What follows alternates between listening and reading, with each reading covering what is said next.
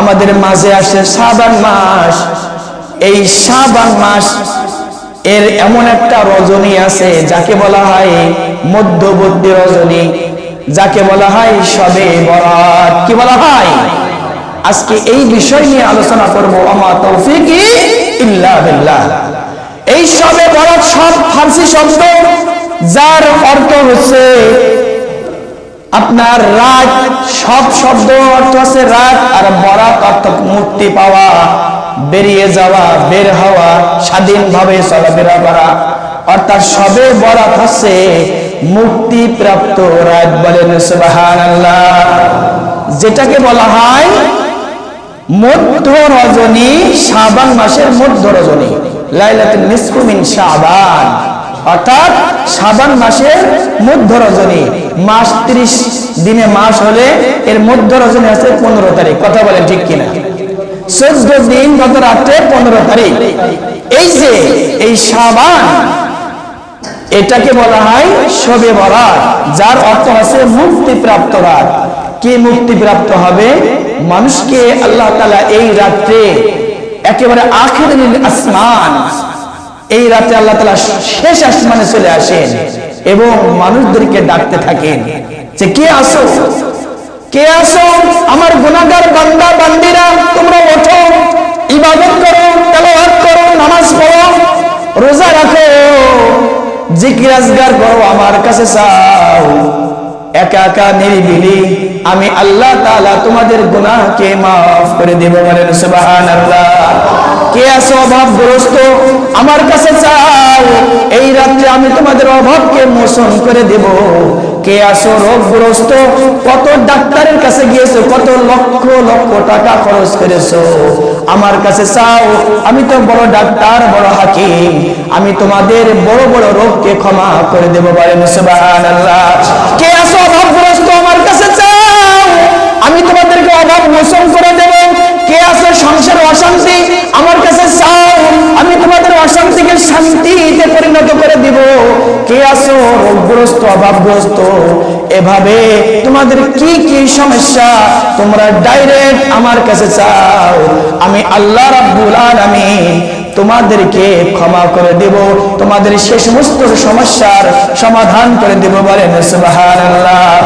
ও আল্লাহর বান্দারা, এই লাইলাতুল নিসফি মিন শাবান, এই রাতে যদি আমরা উঠি এবং এই রাতে যদি তেলাওয়াত করে, ইবাদত করি, নামাজ পড়ি এবং জিকির আজগার তাসবিহ তাহলিল পাঠ করে যদি সেই মহান আল্লাহ তাআলার হুকুম অনুযায়ী আল্লাহ তাআলার কাছে চাইতে পারি, আর আমার আপনার চাওয়াটা যদি একটু আল্লাহ তাআলার ভালো লেগে যায়, তাহলে আল্লাহ তাআলা আমাকে আপনাকে সমস্ত কিছু দিয়ে, রহমত দিয়ে, বরকত দিয়ে পরিপূর্ণ করে দিবেন। বলেন সুবহানাল্লাহ। এই রাত্রে ইবাদত করুন, আল্লাহ তাআলার কাছে চান, আল্লাহ ও গো আল্লাহ ক্ষমা করে দাও, মাফ করে দাও, যত দিনে জীবন বিনা জ্বলিবে, সুপথে চালাও, মাফ করে দাও, আল্লাহ ও গো আল্লাহ ক্ষমা করে দাও, মাফ করে দাও। চিল্লায় বলেন সুবহানাল্লাহ। প্রিয় আল্লাহর বান্দারা, আল্লাহ রাসূল সাল্লাল্লাহু আলাইহি সাল্লাম বলেন, রজব মাস আছে জমিতে চাষ করার মাস, আর শাবান মাস আছে জমিতে ফসল বপন করার মাস, আর রমজান মাস হলো এই ইবাদত করে জমি থেকে ফসল উৎপাদন করে ফলাফল ঘরে নেয়ার মাস। বলেন সুবহানাল্লাহ। রাসূলুল্লাহ সাল্লাল্লাহু আলাইহি সাল্লাম আরো বলেন, রজব শাহরুল্লাহ, রজব মাস আল্লাহর মাস, ওয়া শাবান শাহরি, আর শাবান মাস হচ্ছে আমার মাস। মানে রাসূল বলেন শাবান মাস হচ্ছে আমার মাস, আর রমাদান শাহরি উম্মতি, আর রমজান মাস হচ্ছে আমার উম্মতের মাস। বলেন সুবহানাল্লাহ। এই শাবান মাসে আল্লাহ রাসূল এত পরিমাণ রোজা রাখতেন, এত পরিমাণ রোজা রাখতেন যে মনে হয় যে রোজা ফরজ হয়ে গেল। এটা আমাদের উপরেও করা সুন্নাত। আবার এত পরিমাণ নামাজ পড়তেন, পড়তে পড়তে পা ফুলে যেত। নামাজ দাঁড়িয়েছে তো দাঁড়িয়েছেই, রুকু নেই সিজদা নেই, অথবা রুকুতে গিয়েছে তো গিয়েছেই, সিজদা করছে তো করছেই। এভাবে আল্লাহ রাব্বুল আলামিনের সবথেকে প্রিয় দোস্ত আমাদের নবী হযরত মুহাম্মদুর রাসূলুল্লাহ সাল্লাল্লাহু আলাইহি সাল্লাম সবথেকে বেশি ইবাদত করেছেন, রমজানের প্রস্তুতি নিয়েছেন এই শাবান মাসে। বলেন সুবহানাল্লাহ। এক সময় হযরত আয়েশা সিদ্দিকা রাদিয়াল্লাহু তাআলা আনহা দেখলেন আল্লাহ রাসূল তিনি অর্ধেক রজনীতে কি নাই, পাশে নাই। খুঁজতে খুঁজতে তিনি দেখলেন যে তিনি পাশে নাই, তাহলে কোথায় গিয়েছে, অন্য কোথাও যেতে পারে। এভাবে খুঁজতে খুঁজতে তিনি যে দেখলেন যে তিনি জান্নাতুল বাকি কবরস্থানে যে কান্নাকাটি করছেন। দেখছেন এই রাত, এই মাস আমাদের অনেকের বাবা নেই, মা নেই, স্ত্রী নেই, ছেলে নেই, মেয়ে নেই, দাদা দাদি অন্ধকার কবরে গিয়েছে। এই সময় সকলে মিলে নাই, আপনি আপনার জন্য দোয়া করুন, কবরস্থানে যান, আপনার স্ত্রীর জন্য দোয়া করুন, মায়ের জন্য, বাবার জন্য, দাদার জন্য দোয়া করুন। আল্লাহ রাসূল জান্নাতুল বাকিতে যে হাওমাও করে কাঁদছে, তেনার কি কান্দার দরকার ছিল? তেনার জন্য তো এমনি জান্নাত। তিনি কাঁদছেন, হে আল্লাহ এই কবরবাসীকে মাফ করে দাও। এই মাসে আমাদের বেশি বেশি আমল করে আমাদের আত্মীয় স্বজন, নিজের মানুষ, কাছের মানুষের জন্য দোয়া করতে হবে, যারা আর পৃথিবীতে আসার সুযোগ নাই, চলে গিয়েছে। আল্লাহ রাসূল শেখাই গিয়েছে তুমি জিয়ারত করো, তাদের জন্য মোনাজাত করো, তাদের জন্য চাও, কারণ আল্লাহ তাআলা তোমাদের জন্য এই শেষ আসমানে এসে ডাকাডাকি করে আর বলে চাও আমার কাছে, আমি তোমাদের সবকিছু দিয়ে দেব। তিনি এমন খালিক, এমন মালিক। বলেন সুবহানাল্লাহ। প্রিয় আল্লাহর বান্দারা, যে কথা বলছিলাম যে এই লাইলাতুল নিসফি মিন শাবান, এই শাবান মাসে দেখুন আল্লাহ রাসূল বলেন জামানান আলা জামান কামা ফাদ্দালা মাকানান আলা মাকান ওয়া ইনসানান আলা ইনসান। কিছু সময়কে জামান, কিছু কালকে কিছু কালের উপরে মর্যাদা দিয়েছেন, কিছু মানুষকে কিছু মানুষের উপরে মর্যাদা দিয়েছেন। তিনি কে? কিছু সময়কে কিছু সময়ের উপরে মর্যাদা দিয়েছেন। তিনি কে? কিছু স্থানকে কিছু স্থানের উপরে মর্যাদা দিয়েছেন। যে স্থানে গান বাজনা হয়, চায়ের দোকান আছে, খারাপ নাচ গান হয়, হল আছে, সেই স্থান আর এই মসজিদ এক নাকি? তাহলে ওই স্থান থেকে এই স্থানের মর্যাদা আল্লাহ বেশি দিয়েছে না? মাকান আর মাকান। তেমনি ভাবে সারা পৃথিবীর সব থেকে উত্তমতম জায়গা আছে কিবলা বাইতুল্লাহ, তার থেকে সেকেন্ড টাইম আছে বাইতুল মুকাদ্দিস, জেরুজালেম, ফিলিস্তিনের রাজধানী যেটা বলা হয়। এভাবে এক এক রকমের এক এক স্থানকে আর এক স্থানের উপরে মর্যাদা দিয়েছেন। তিনি কে? তেমনি ভাবে মানুষের ভিতরে মর্যাদা দিয়েছেন, ফেরেশতাদের ভিতরে মর্যাদা দিয়েছেন। অগণিত লক্ষ লক্ষ ফেরেশতা আল্লাহ তাআলা সৃষ্টি করেছেন, কিন্তু চারজন ফেরেশতাকে সর্বোত্তম সর্বভাবে সৃষ্টি করেছেন, মিকাইল, জিবরাইল, ইসরাফিল এবং আজরাইল আলাইহিস সালাম। সকল ফেরেশতা কি এদের মতো নাকি? তাহলে ফেরেশতাদের ভিতরেও মর্যাদা কম বেশ আছে কিনা? তেমনি ভাবে সময়, রাত, দিন, এরই ভিতরে আল্লাহ তাআলা এক রাত আর এক রাতের উপরে প্রাধান্য দিয়েছেন, মর্যাদা দিয়েছেন। একদিন আর এক দিনের উপরে মর্যাদা দিয়েছেন, প্রাধান্য দিয়েছেন। তেমনি ভাবেই এই রাত দিন সময়ের ভিতরে মর্যাদা দিয়েছেন। তার ভিতরে আল্লাহ রাসূল সাল্লাল্লাহু আলাইহি ওয়াসাল্লাম বলেন, বছরে আমি 5টা রাতকে মর্যাদা দিয়েছি। বলেন সুবহানাল্লাহ। কি জোরে বলছেন না সুবহানাল্লাহ? 5টা রাতকে আমি মর্যাদা দিয়েছি। তার ভিতরে একটা হচ্ছে রজব মাসের প্রথম রাত, আবার লাইলাতুল নিসফি মিন শাবান, এই যে শাবান মাসের মধ্যবর্তী যে রাত আছে, এই রাতটা ইবাদত, এবং শবে কদর, লাইলাতুল কদরের রাত, এবং 2 ঈদের রাত। এই 5টা রাতকে আল্লাহ রাসূল বলছেন, আল্লাহ তাআলা বলছেন যে আমি এক রাত অন্য রাতের থেকে এই রাতগুলোকে আমি মর্যাদাবান করেছি, প্রাধান্য দিয়েছি, উত্তম করেছি, উৎকৃষ্ট করেছি। বলেন সুবহানাল্লাহ। কথা কি বুঝতে পারছেন? তাহলে আমাদের আগামী মঙ্গলবার দিবাগত রাত আমাদের পড়ছে এই লাইলাতুল নিসফু মিন শাবান। ওই রাতে কি করতে হবে? ইবাদত করতে হবে। আপনার এটা হচ্ছে নফল ইবাদত, উত্তম ইবাদতের ভিতরে সকলে মিলে করার কথা বলা হয় নাই। এখানে অনেক ভেজা বুঝা আছে, মাসআলা মাসাইল আছে। দেখুন এই কথা ইনশাআল্লাহ বলবো ইনশাআল্লাহ। তো দেখুন 5টা রাতকে আমাদের উপরে বরকত পূর্ণ করেছেন, রহমত পূর্ণ করেছেন। বলেন সুবহানাল্লাহ।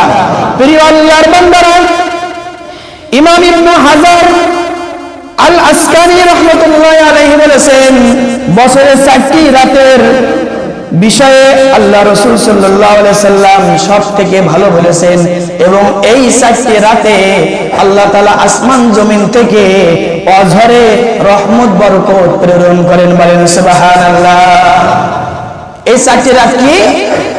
রজবের প্রথম রাত, লাইলাতুল নিসফি মিন শাবান এবং শবে কদরের রাত আর 2 ঈদের রাত। এই রাতগুলোকে বেশি উত্তম বলেছেন এবং অঝরে আল্লাহ তাআলার রহমত বরকত আসমান থেকে নাজিল হয়। বলেন সুবহানাল্লাহ। তাহলে এই রাতগুলোকে আমরা শুয়ে থাকবো নাকি ঘুমাবো নাকি ইবাদত করব? ইবাদত কিন্তু একত্রিত হবে না। কারণ আমার কবর আমি যাব, আমার কবর আপনারা কেউ যাবেন না। দলগতভাবে ইবাদত, এটার কথা বলা হয় নাই।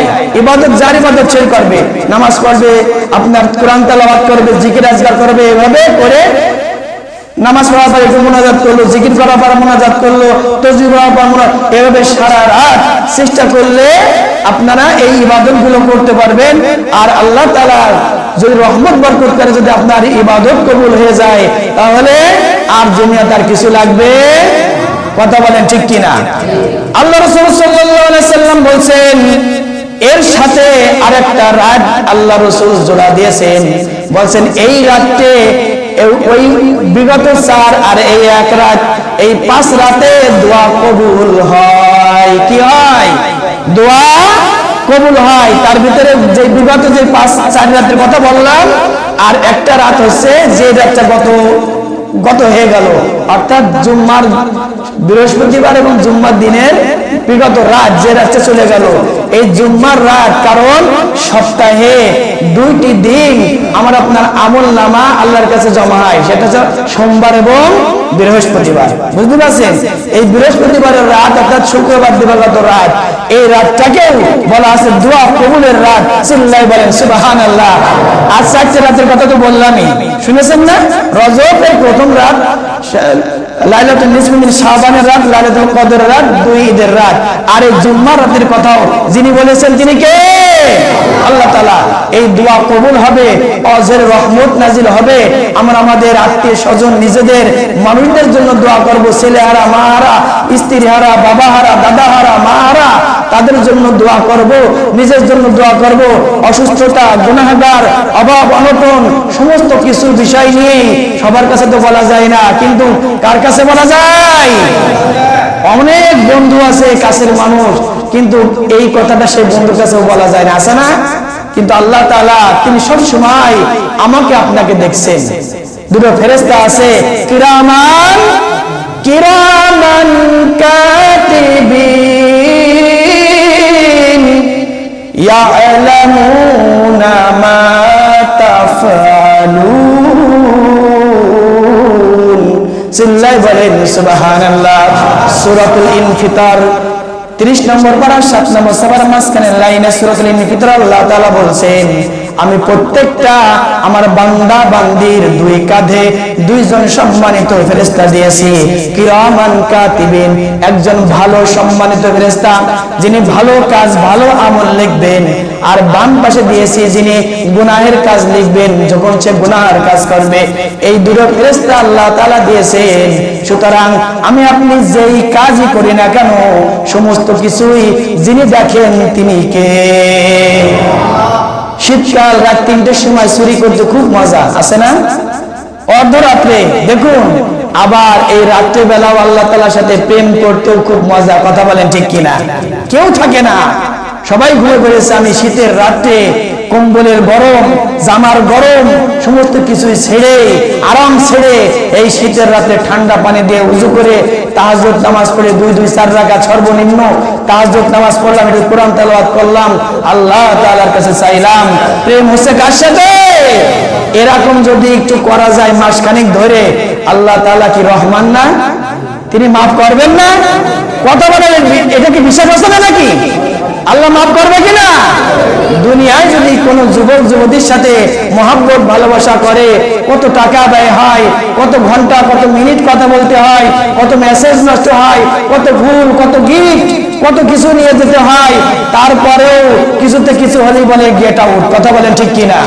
কিন্তু আল্লাহ তাআলা এমন মহান, তিনি এমন মহান স্রষ্টা, যিনি আমাকে আপনাকে কোন সময় দূরে ঠেলে দেন না। তিনি বলছে, হে আমার বান্দা বান্দিরা, তোমরা আমার কাছে 1 বিঘাত আসো, আমি তোমাদের কাছে 2 বিঘাত যাব। তোমরা 1 হাত আসো, আমি 2 হাত রহমত বরকত নিয়ে যাব। তোমরা আমার কাছে হেঁটে হেঁটে আসো, আমি তোমাকে দড়িয়ে দড়িয়ে তোমাদের কাছে রহমত বরকত নিয়ে যাব। তোমরা আমাদের কাছে দড়িয়ে দড়িয়ে আসো আমার কাছে, আমি তোমাদের কাছে রহমত বরকত মাগফিরাত ক্ষমা নিয়ে তোমাদের কাছে রকেটের মতো পৌঁছিয়ে যাব। বলেন সুবহানাল্লাহ। এরকম মালিক কি আর আছে নাকি? আছে? আর কোথাও পাওয়া যাবে? প্রিয় আল্লাহর বান্দারা, আগামী যেই মঙ্গলবার দিবাগত রাত্রে লাইলাতুন নিসফু মিন শাবান, এই শাবানের রজনীতে আমরা ইবাদত করব। শুধু আমরা নাই, আমাদের মা বোন, আমাদের স্ত্রী ছেলে মেয়ে সকলকে ইনশাআল্লাহ বলে দেব।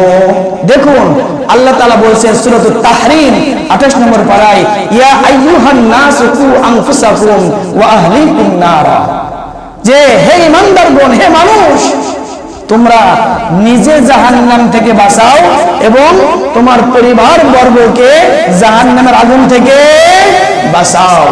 শুধু নিজে বাঁচতে হবে না, কিন্তু আপনার স্ত্রীর জন্য আপনাকে জাহান্নামে যেতে হতে পারে, আপনার যুবতী মেয়ের জন্য আপনাকে জাহান্নামে যেতে হতে পারে। আপনি ছেড়ে দিয়েছেন যে যাও, এই টাকা দিলাম, পিকনিকে যাও, অমুক জায়গায় যাও, তমুক জায়গায় যাও, সমস্ত গুনাহের কিন্তু ওই পিতার আসলে জমা হবে। বুঝতে পারছেন? যুবক যুবতী স্ত্রী খোলামেলা ছেড়ে দিয়েছেন, আপনি খারাপ ইনকাম করছেন, আপনার সমস্ত কিছুই আপনাকে কি জবাব দিতে হবে সেই আল্লাহ তাআলার কাছে। এই জন্য এই শাবান মাসে আমাদেরকে গুনাহ থেকে বেঁচে থাকতে হবে, রমজানের জন্য প্রস্তুতি নিতে হবে। আল্লাহ তাআলা কবুল করুন, বলেন আমিন।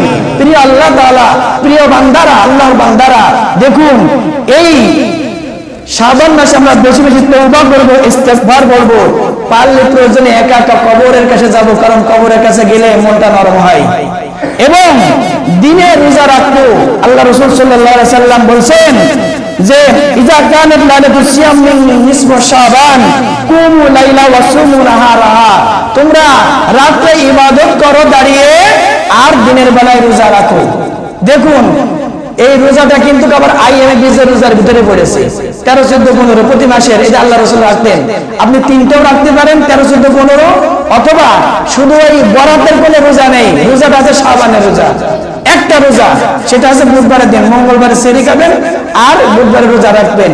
এটা শুনে নেবেন, অনেক সময় উল্টো পাল্টা হয়।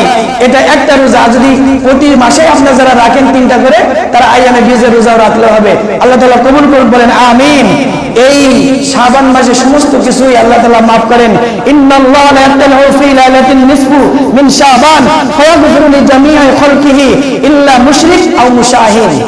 সবাইকে আল্লাহ তাআলা মাফ করে দেন, কিন্তু 2 শ্রেণীর ব্যক্তিকে আল্লাহ তাআলা শাবানের এই মধ্য রজনীতে মাফ করেন না। একটা হচ্ছে মুশরিক, যারা আল্লাহ তাআলার সাথে শরীক করে। ইন্নাল্লাহা লা ইয়াগফিরু আইয়ুশরাকা বিহি ওয়া ইয়াগফিরু মা দুনা যালিক, যারা আল্লাহ তাআলার কাছে শরীক করে, বোঝেন না শরীক বুঝেছেন, অংশীদার সাব্যস্ত করে, এই মুশরিককে আল্লাহ তাআলা ক্ষমা করেন না। এবং হিংসু, যাদের ভিতরে হিংসা আছে, অহংকার আছে, এদেরকে আল্লাহ তাআলা মাফ করেন না।